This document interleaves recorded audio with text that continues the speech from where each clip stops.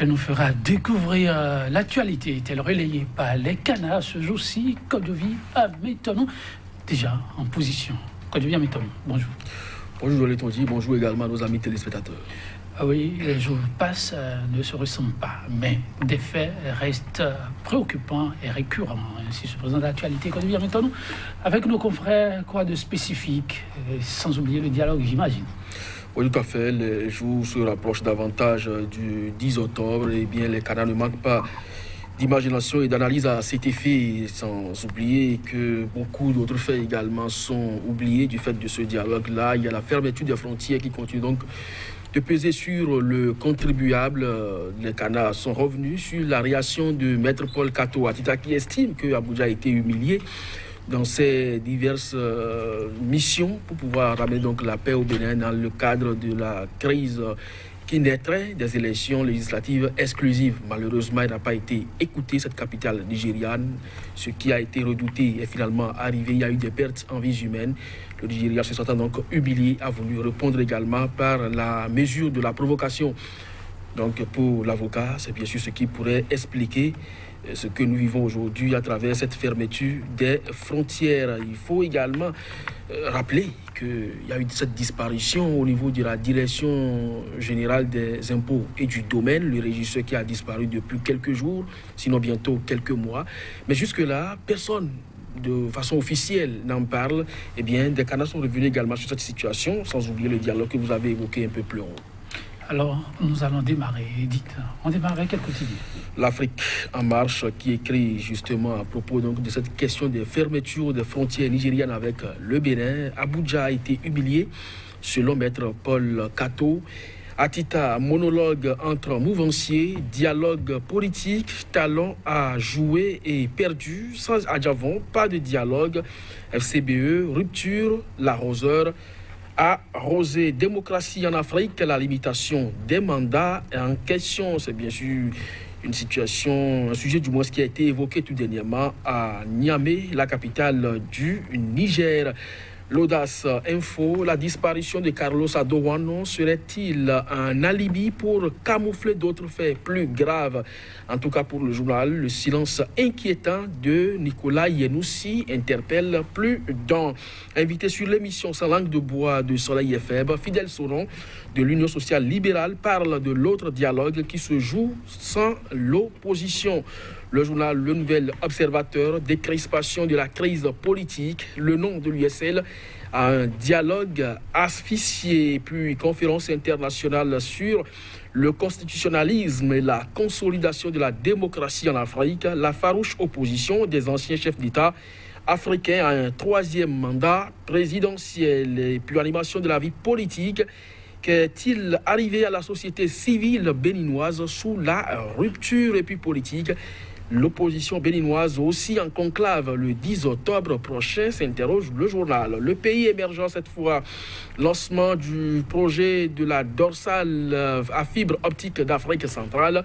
Le président Faustin Archange Touadéra réaffirme son engagement pour la paix en Centrafrique. Dialogue national initié par le chef de l'État. Donc la Mabalo, porte-parole de l'USL. Sans Adjavon, il n'y aura pas de dialogue. Et puis dialogue national toujours initié par le président Patrice Talon. Les 4 exigences du parti: restaurer l'espoir, matin libre, en prélude au dialogue politique. L'Union progressiste et le bloc républicain en conclave chez Bruno Amoussou. Et puis je voulais dit un fait quand même pas des moindres. Commune de Djidja, les enfants des Peuls résidents sont rares dans les écoles. Code de vie à Métonon. Fait rare. Nous commençons par ce fait rare que nous rapporte ce matin libre. La scolarisation, c'est pour tous, sans âge, sans ethnie, sans appartenance aucune. Que se passe-t-il? C'est ce qu'au niveau du système, on appelle la démocratisation de l'enseignement. Maintenant, il se trouve malheureusement que ces enfants des Peuls résidents ne sont pas inscrits dans les établissements qui devraient en principe les accueillir. Mais quand on parle des Peuls à l'image des Toffins, c'est des populations qui s'adonnent beaucoup plus donc à l'élevage. Et là-dessus, l'enfant doit hériter du métier ou du travail de son père. Et donc, cela dit, les enfants sont beaucoup plus derrière les troupeaux par ces temps donc, de pluie où le pâturage est quand même abondant. Donc, ils sont beaucoup plus au niveau des bêtes qu'au niveau des cahiers, de l'ardoise pour acquérir donc, la connaissance. Ça pose encore beaucoup plus cette préoccupation récurrente, à savoir un enfant qui ne s'éduque pas, qui n'acquiert donc pas la connaissance, est livré beaucoup plus aux intempéries sociales et beaucoup plus lorsqu'on parle de cette question de transhumance dans le centre du Bénin. Vous savez, chaque année, avec son lot donc, de conséquences, de désastres, les cultures sont détruites. Il arrive parfois des altercations entre peuples et transhumants qui se soldent la plupart du temps par des pertes en vies humaines. Nous espérons vivement que des ONG qui travaillent dans ce sens-là et également les autorités locales qui délivrent donc ce permis de pouvoir séjourner à ces peuples pourraient également inclure, pourquoi pas, cette contrainte dedans, les inviter à inscrire leurs enfants à l'école, sans quoi ils pourront donc quitter les zones. Je crois que ça participe donc déjà à la démocratisation du savoir et également à obliger ces peuples-là à pouvoir permettre à leurs enfants de s'instruire. Autre sujet qui retient l'attention de tous, c'est l'Afrique en marche qui revient là-dessus. Fermeture des frontières, ça donne toujours de la voix. Abuja humilié, ça, ce sont les propos de Maître Paul Kato Atita. Oui, c'est possible. Je crois que je l'avais déjà dit un peu plus en filigrane en introduction. Vous savez, le président nigérian Muhammadu Buhari était le président en exercice de la CEDEAO quand le Bénin devrait tenir ses élections législatives à la limite exclusive en sortant. Alors, plusieurs démarches officielles de la CEDEAO et officieuses également du président Muhammadu Buhari pour des questions de voisinage donc, étaient donc dépêchées à Cotonou, histoire de persuader les autorités béninoises de ce que ces élections exclusives pourraient engendrer des répercussions à la limite dont ne mesure pas vraiment la portée. La capitale béninoise, Cotonou du moins, n'a pas répondu favorablement à Abuja. C'est vrai que dans les discussions, ils ont toujours reçu une approbation des autorités béninoises qui t'a fait participer l'opposition à ces élections. Mais à la fin, le Nigeria a simplement constaté que toutes ces démarches ont été foulées aux pieds et que le Bénin a organisé des élections où l'opposition n'a pas pu participer véritablement. Donc, selon donc l'avocat, eh bien, le Nigeria s'est senti suffisamment humilié dans cette démarche-là. Une rencontre a été également convoquée à Abuja au lendemain donc, de ces élections pour écouter les protagonistes, histoire donc de trouver une sortie de crise.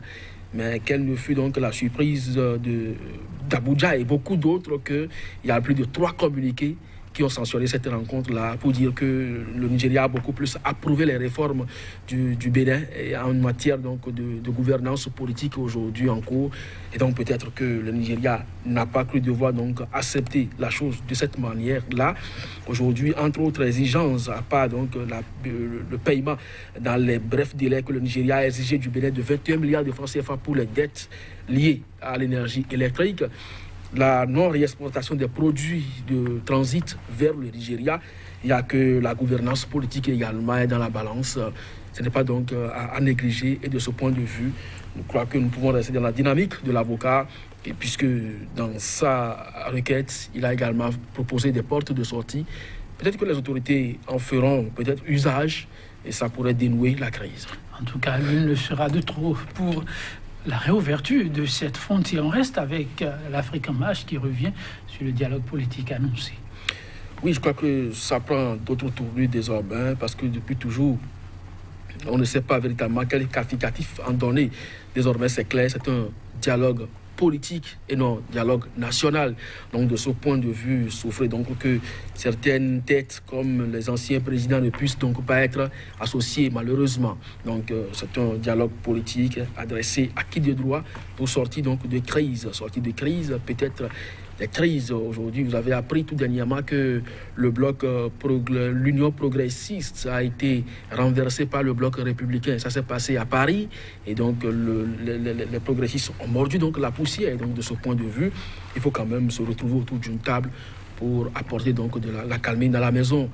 Donc de ce point de vue, eh bien, ceux qui sont appelés au dialogue, ça ne doit plus surprendre et ça ne doit plus donc vous interpeller. Donc vous savez déjà de quoi il est question et ceux qui peuvent donc en discuter. Si c'était national, eh bien l'Union sociale libérale, FCBE, Restaurer l'espoir, PCB pourront donc être associés et pourquoi pas élargis aux anciens chefs d'État. Donc ce n'est pas le cas, c'est un dialogue politique. Je l'ai dit, allons-y seulement. Ça continue de faire réagir même cette sortie pour essayer de mettre les pendules à l'heure. Quand je viens maintenant, vous le dites si bien, allons-y seulement. Et le nouvel observateur de s'interroger dans tout ceci, que se passe-t-il avec la société civile?